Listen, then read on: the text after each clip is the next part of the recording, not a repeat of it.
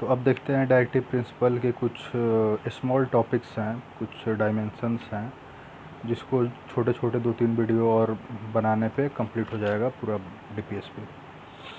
तो इसमें देखते हैं कि कुछ डायरेक्टिव्स हैं जो कि अदर पार्ट्स में दिए हैं, जो मतलब पार्ट 4 के बाहर जो दिए गए हैं कॉन्स्टिट्यूशन में, कुछ डायरेक्टिव्स, गाइडेंस गवर्नमेंट कैसे चलाना है।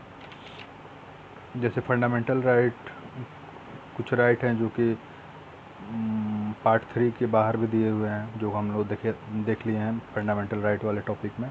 तो ऐसे कुछ डायरेक्टिव हैं जो पार्ट 4 के बाहर दिए हुए हैं, जिसको डायरेक्टिव्स कहते हैं। कुछ डायरेक्शन है, इंस्ट्रक्शन है गवर्नमेंट के लिए। तो 3 आर्टिकल हैं। पहला आर्टिकल 335 आर्टिकल जो है ये कहता है कि गवर्नमेंट कोई भी अपॉइंटमेंट करे, कोई भी पोस्ट, किसी भी सर्विस पे अपॉइंटमेंट करते समय शेड्यूल कास्ट और शेड्यूल ट्राइब्स के जो कुछ वो लोग अगर रिक्वेस्ट करते हैं कुछ मतलब कि अपने अपॉइंटमेंट के लिए, तो उसको कंसिडर करे गवर्नमेंट, उनको भी जगह मतलब दे। जैसे कि प्रमोट करते समय कुछ पोस्ट देना है, जैसे कि कैबिनेट मिनिस्टर कौन, कैबिनेट सेक्रेटरी कौन बनेगा, नेशनल सिक्योरिटी एडवाइज़र कौन बनेगा, इस तरीके का पोस्ट जो सरकार चूज करती है अपने मन से। Prime minister office, PM office में कौन किसको भेजा जाएगा, तो सरकार खुद डिसाइड करती है। आईएएस अफसर के बीच से ही किसी को भेजा जाता है। तो ये जब पोस्ट करते समय गवर्नमेंट जो है एससी एसटी वालों को ध्यान में रखे, उनको भी कुछ जगह दे। जैसे कि अब राष्ट्रपति बनाया गया है रामनाथ कोविंद को, वो शेड्यूल कास्ट हो गए। तो इस तरीके से थोड़ा ध्यान में रखते हुए कि इनको भी जगह मिले। और साथ में आर्टिकल 35 ये भी कहता है कि ये करते हुए भी एडमिनिस्ट्रेटिव एफिशिएंसी भी बने रहे। मतलब ये नहीं कि एफिशिएंट लोगों को छोड़ दिया जाए और सिर्फ ये देख करके कि शेड्यूल एससी एसटी है तो उसको उस पोस्ट पे बैठा दिया जाए।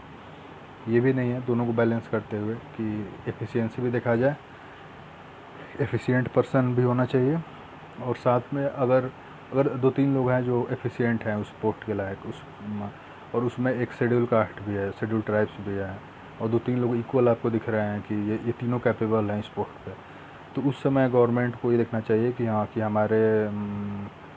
हमारे प्राइम मिनिस्टर ऑफिस में कि शेड्यूल कास्ट, शेड्यूल ट्राइब्स से रिप्रेजेंट मतलब ज़्यादा नहीं हो पाए हैं, तो एक इसको ले लेता हूँ। तो बस इतनी सी बात इसमें कही गई है आर्टिकल 335 में। सेकेंड है आर्टिकल 350A। 350A ये कहता है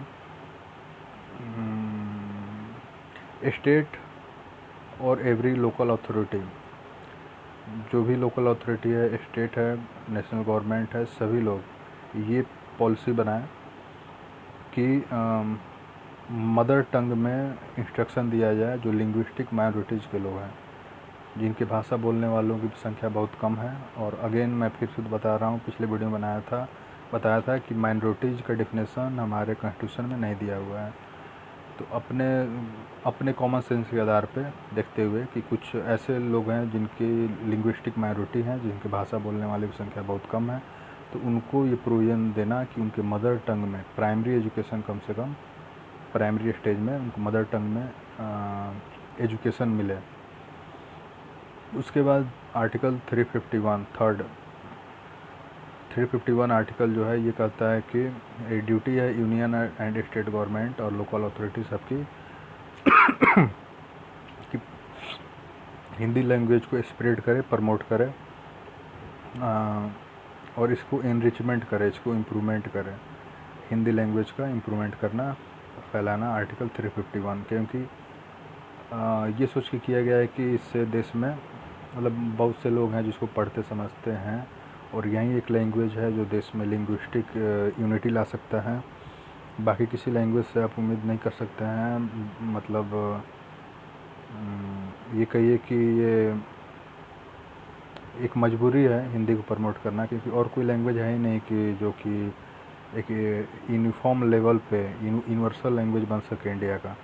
हिंदी भी बनना मुश्किल ही है। अमित शाह ने अभी बोला था तो बहुत ही कंट्रोवर्सी हो गया था। अमित शाह ने बोला था कि हिंदी को नेशनल लैंग्वेज बनाया जाए, वो घोषित कर दिया जाए। तो बहुत साउथ इंडियन वगैरह स्टेट बहुत से लोग हैं जो बोले कि नहीं, ऐसा नहीं हो सकता है, कल्चरल लिंग्विस्टिक डाइवर्सिटी के खिलाफ है ये सब। तो इम्पॉसिबल तो है ये, मतलब इम्पॉसिबल क्या, मतलब कठिन है फिर भी, लेकिन आर्टिकल डायरेक्टिव ये दिया है 351 में कि कोशिश करते रहना चाहिए, मे भी 50 साल 100 साल बाद धीरे धीरे हिंदी को फैला दिया जाए, तो मे भी हो सके कि एक लैंग्वेज बन जाए तो अच्छा रहेगा, देश की यूनिटी के लिए अच्छा रहेगा। क्योंकि लिंग्विस्टिक आधार पे बहुत सारे स्टेट का बंटवारा हुआ है, नेहरू जी के समय भी हुआ है। तो आगे देश का बंटवारा ना हो जाए, नेशनल इंटीग्रिटी बनाए रखने के लिए, जो कि नेशनल इंटीग्रिटी फर्स्ट प्रायोरिटी होता है किसी गवर्नमेंट का। तो नेशनल इंटीग्रिटी यूनिटी बनाए रखने के लिए कि देश टूटे नहीं, एक साथ रहे, उसके लिए अगर 50-100 साल बाद भी कोशिश करते रहा जाए, कभी तो मंजिल तक पहुंचेंगे कि हिंदी अपना नेशनल लैंग्वेज बन सके, सभी लोग उसको अपना मान सकें। कोशिश जारी रहनी चाहिए इसकी। तो ये हो गया हमारा 3 आर्टिकल जो कि डायरेक्टिव्स हैं पार्ट 4 के बाहर। जो directive principle of state policy officially घोषित जो है उससे बाहर कुछ डायरेक्टिव हैं 3, ये कंप्लीट हो गया। ओके बाय, जय हनुमान।